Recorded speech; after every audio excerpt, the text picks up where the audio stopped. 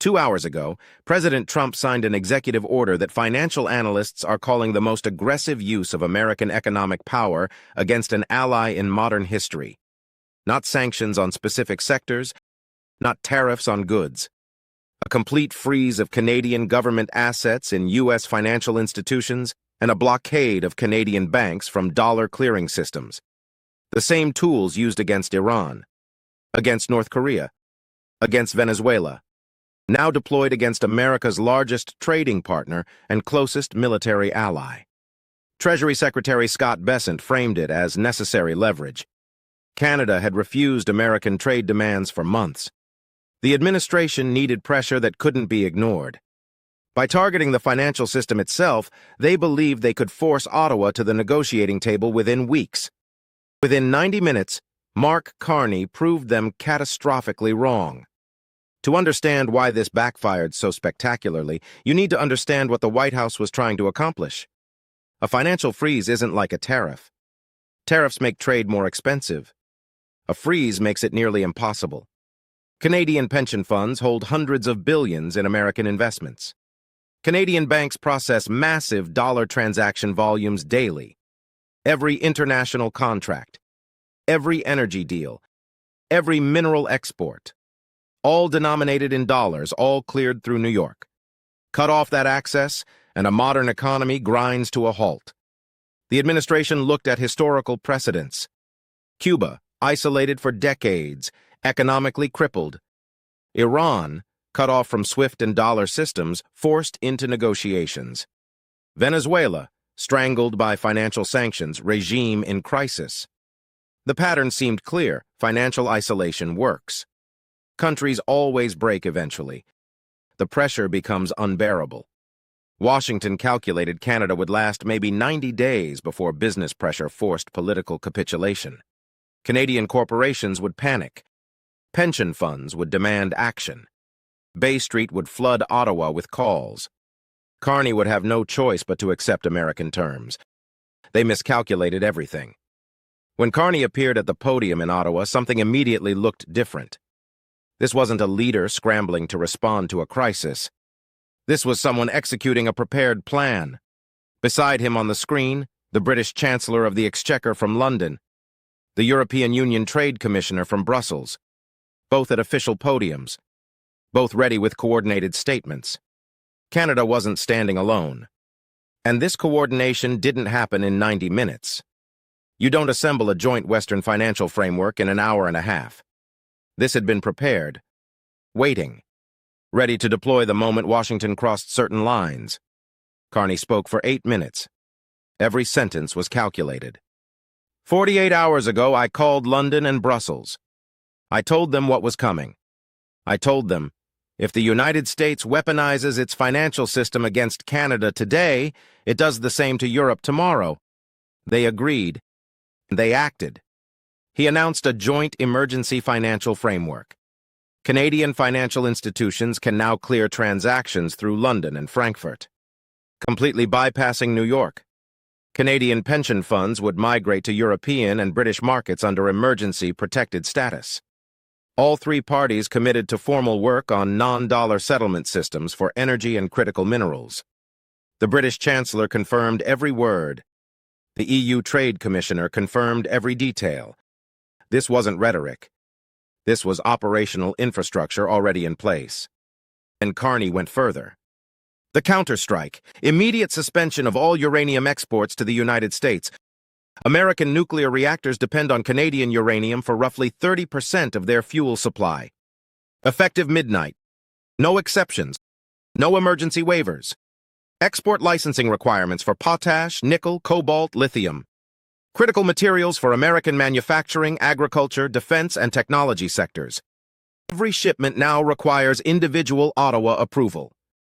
Acceleration of energy infrastructure to Pacific markets. Crude oil, natural gas, hydroelectric power, all being redirected to Asian buyers. Contracts with Japan, South Korea, and India already being finalized. These weren't threats. These were actions already in motion. Carney closed with a message aimed directly at ordinary Americans. Your government just used financial weapons against the country that heats your homes, fuels your cars, builds your houses, and powers your reactors. We are not your enemy. Ask your government one question. Who does this really hurt? No questions. He walked away. The room sat silent. The market panicked. The market reaction wasn't in Canada. It was in America. The US dollar dropped sharply against the euro and pound within 30 minutes. Not a massive crash, but a clear directional signal. Markets were pricing in reduced confidence in dollar stability. American bank stocks fell hard. JPMorgan, Citigroup, Bank of America. Investors processing the reality that allied nations were building infrastructure to bypass New York's financial centrality. Treasury yields spiked. If allied nations are building non-dollar systems, they need fewer dollar reserves. Fewer dollar reserves means reduced demand for U.S. government debt. The implications cascaded through every corner of American finance. Energy futures surged. Uranium suspension, mineral export controls, potential redirection of Canadian crude to Asian markets. Traders repriced risk across multiple sectors simultaneously. The White House had anticipated pressure on Canada. They got panic in American markets instead. Why Washington miscalculated. The freeze was supposed to isolate Canada, hit them fast enough that they break before anyone can coordinate a response. Demonstrate American financial dominance. Force capitulation through overwhelming pressure. Instead, it became the justification for something Washington has feared for years. Allied nations actively reducing dependence on American financial systems. Here's what the administration missed. Dollar dominance doesn't come from economic size or military power. It comes from trust. Trust that Washington won't weaponize the system against allies. Trust that dollar access is reliable. Trust that American financial infrastructure remains neutral in policy disputes. Trump shattered that trust. Against a G7 ally, on live television, with the entire world watching. And Carney made sure every finance minister on the planet understood the implications. China has tried to internationalize the yuan for 2 decades. Limited success. Russia attempted alternative payment systems. Minimal adoption. Why? Because they lack institutional credibility. Markets don't trust authoritarian systems with opaque legal frameworks. But Canada, Britain, and the European Union? These are advanced democracies with stable legal systems, transparent institutions, centuries of financial credibility. When they build alternative systems together, global markets actually use them. That's the nightmare scenario for American power. The American business response. JPMorgan CEO Jamie Dimon warned publicly that weaponizing financial systems against allies undermines the very dollar dominance that gives America its power. From one of Wall Street's most prominent figures, this was extraordinary. The Business Roundtable demanded immediate reversal. The Chamber of Commerce called the freeze reckless and economically destructive. The National Association of Manufacturers warned about supply chain collapse. Republican senators from energy-dependent states demanded emergency briefings on uranium suspension. Governors from border states began calculating economic impact of disrupted financial flows. These weren't Canadian voices. These were American institutions telling their own government the strategy had backfired. But the business concern went deeper than immediate disruption. They understood what Carney had actually accomplished. He hadn't just countered the freeze. He'd used it to justify building permanent alternative infrastructure. Even if Washington lifts the freeze tomorrow, that infrastructure doesn't disappear. The London and Frankfurt clearing systems remain operational. The non-dollar settlement frameworks remain viable. The contracts redirecting energy to Asia remain signed. The genie doesn't go back in the bottle. The strategic dead end. The White House now faces 3 options. None of them good. Option 1, maintain the freeze. Watch allied nations complete the infrastructure to permanently bypass American financial systems. Every day the freeze continues, more transaction volume migrates. More contracts get signed in alternative currencies. More institutions build capability to operate independently of New York. Once that infrastructure is fully operational and proven reliable, it doesn't get dismantled just because Washington reverses course. It becomes permanent. Option 2. Lift the freeze immediately. Admit total strategic failure. Demonstrate to every country watching that American financial weapons can be countered if you coordinate with other advanced economies. The deterrent value of financial sanctions collapses globally. China, Russia, Iran, they all learn the lesson. Build coalitions with credible partners and you can resist American pressure. Option 3. Escalate further. Attempt secondary sanctions against British or European institutions helping Canada. Risk complete fracture of the Western alliance. NATO solidarity collapses.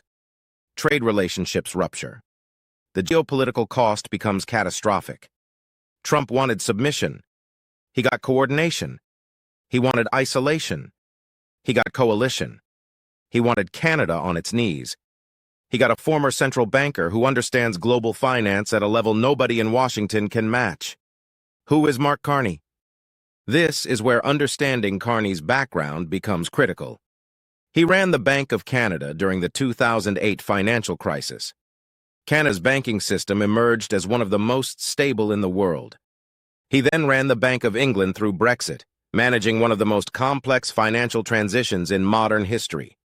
When Carney speaks about clearing systems, settlement mechanisms, reserve currency dynamics, he's not posturing. He's describing infrastructure he personally operated for over a decade. The emergency financial framework with Britain and the EU wasn't improvised in panic. It was designed by someone who spent years running the exact systems Washington tried to weaponize. The uranium suspension, mineral export controls, energy redirects, these weren't reactive scrambling. These were strategic options prepared in advance, held in reserve, ready to deploy. Carney had been planning for this scenario since taking office, not because he wanted confrontation, because he understood the trajectory of Washington's policy made confrontation inevitable. And when it came, he was ready. The international implications. The European Union's formal participation in the alternative financial framework is historically significant. Brussels didn't just issue a supportive statement. They committed institutional resources to building infrastructure specifically designed to reduce European dependence on American systems. Why? Because if Washington can freeze Canadian assets over trade disputes, what stops them from doing the same to Europe during the next policy disagreement? Over digital taxes, over climate regulations, over tech company regulations. Every allied nation watching this situation is doing the same calculation. If it can happen to Canada, it can happen to anyone. Britain's participation is equally revealing. London has spent decades maintaining its special relationship with Washington. The Chancellor's appearance alongside Carney wasn't symbolic. It was a declaration that Britain views this American action as a threat to all allies, not just Canada. Japan, South Korea, India, all finalizing energy contracts that redirect Canadian resources away from American markets. These aren't adversaries. These are American allies and partners. And they're all moving to reduce dependence on systems Washington just demonstrated it will weaponize. The geopolitical isolation isn't Canada's. It's America's. The uranium crisis. Let's focus on the uranium suspension specifically because this illustrates the dependency trap perfectly. 20 American nuclear power plants rely on Canadian uranium. These facilities provide electricity to millions of homes and businesses across the Northeast, Midwest, and Southeast. They can't simply switch fuel sources. Nuclear reactors are engineered for specific uranium enrichment levels and fuel rod configurations. The Department of Energy has some strategic reserves, maybe enough for 6 to 9 months if rationed carefully across all affected facilities. After that, either reactors start shutting down or Washington negotiates with Ottawa.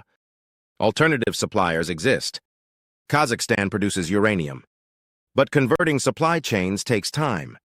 Enrichment facilities need reconfiguration.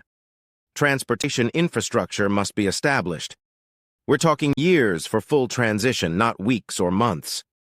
In the short term, Canada holds leverage that can't be easily countered, and Carney knows it. Where this goes, 2 hours ago, Trump deployed the most aggressive financial tools in America's arsenal against its closest ally. 2 hours later, he may have triggered the beginning of something far more significant than a trade dispute. The potential end of unchallenged dollar dominance. Not because China built an alternative, not because Russia tried to escape, because Washington used hegemonic tools against allies, and those allies built alternatives with the institutional credibility to actually function. Carney converted an American attack into justification for exactly the kind of structural change that threatens American power more than any rival nation ever could. Washington wanted a negotiation. They got a masterclass in economic warfare. They wanted quick capitulation. They got long-term strategic realignment. They wanted to demonstrate dominance. They demonstrated fragility. Mark Carney isn't reacting to American moves anymore. He's 3 moves ahead. And Washington, for the first time in decades, doesn't have an answer. The freeze might get lifted. Negotiations might resume. Some face-saving agreement might emerge. But the infrastructure being built right now doesn't disappear. The lesson every allied nation just learned doesn't get unlearned. 2 hours changed everything. Not because of what Trump did, because of what Carney was ready to do in response.